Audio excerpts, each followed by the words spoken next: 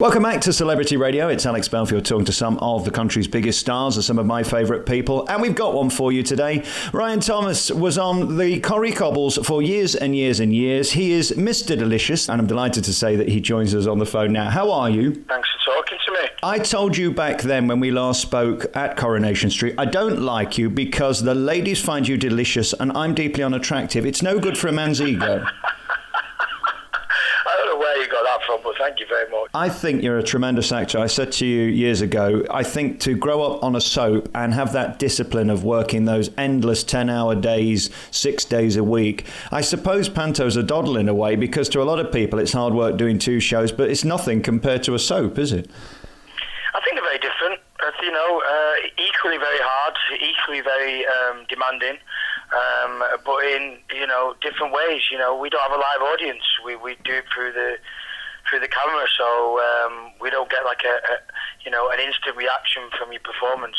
It's shown like 4 weeks later when working on Corrie, and this excitement is you just get the one chance at this, and it's great to be on the stage. And I just I've got so many good things to say about pantomime, and also being in this theatre is an extraordinary view from the stage of the theatre. It's just it takes your breath away. 15,000 people that place holds, and when it's full, you get the buzz, and it's enjoyable. And again, it's one of the biggest in the country. Is it nice to be a personality and a name that people want to see? Because let's face it, Panto is a business. Unless you can put bums on seats, they don't book you. I guess you've kind of won the war, because leaving a soap is always risky. Are you going to survive? Listen, they're risks you take when you finish on a show like Coronation Street, and you're in a bubble, and I've been in a bubble for like 16 years in Corrie, and I love the place, and it's home, and I miss people, but I think there's a time just to spread your wings, and I felt like that was the time for me, and I was ready, and you're going to take a risk. Everything you do in life is a risk. So it was just another chapter for me, and it was something that I don't look back on, and I've really enjoyed my time out Corrie now, and I'm getting to do new things, and it's a massive responsibility having that show on your shoulders. So it's nice to be out of it.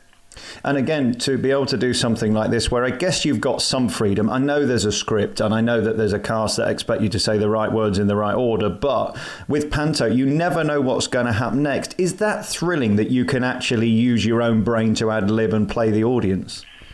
Yeah, you've got to judge every single audience. Sometimes, when you've got the kids in, the adults jokes goes over the head, and vice versa. There's a it's a strange way of art of drama, and I absolutely love that laughter from your gags, and then when you find something that's funny and you play it, and it's something that you brought to it, and you get a laugh from that. It's that feeling will stay with you forever. It's great. And I guess the Corrie sort of sense of humour, the discipline of the campery of that show works well with Panto. Because, the reason I love Corrie and not EastEnders is because it made me laugh. With Panto, it's absolutely about finding the laughs, even if you're the baddie, isn't it? Yeah, of course. But playing the baddie's been amazing. Like, Captain Hook is such fun. People...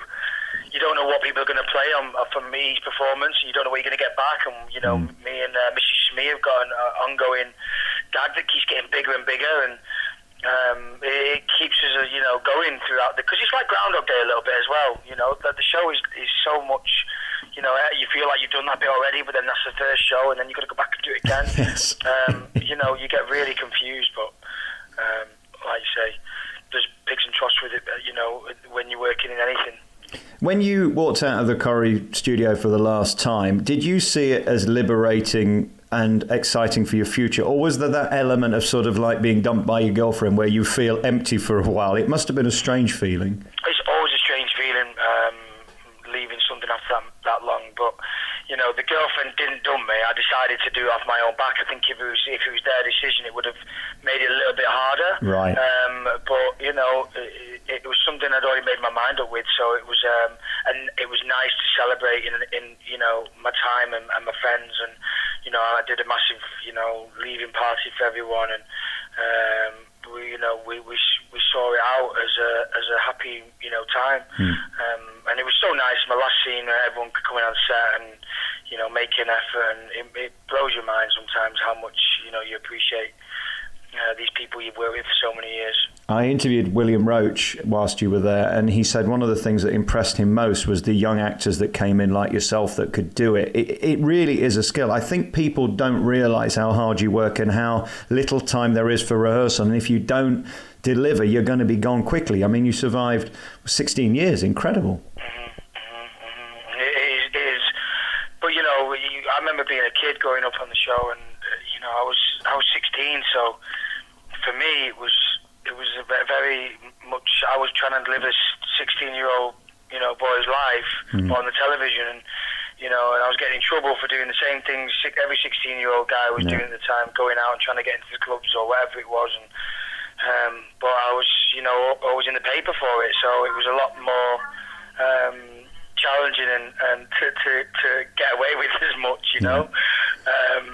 But you sort of grow up and you realise that, you know, that them things got to change, because my contract was always like a 3-month contract. And was it really? Bruno played my brother. He was like, he was getting 6-month contracts, and I think it was because of, you know, I like to have a, you know, a good time at 16 years old, and I was in the paper for all the wrong reasons when I was a kid, but not anything real bad, just things that we would all do as 16-year-old lads. You know, everyone did it, and so it was only when I got that year contract at Corrie that I was like, yeah, I've finally made it, and it took a while to get there.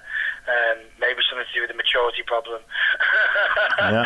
Well, it's tough when you're growing up learning your lessons via the newspapers. Does it ever become normal when you see your face on a front page? It's got to be strange. You know, it's part of life, and it's not the first time, so I think people get used to them sort of things, and you know, it's crazy. The media in England is something I've never witnessed anywhere. Do you pinch yourself when you look in the mirror sometime and you see yourself in that costume? It is a bit strange, isn't it? Yeah, but I'm getting used to it now. It's just so heavy and it's so hot.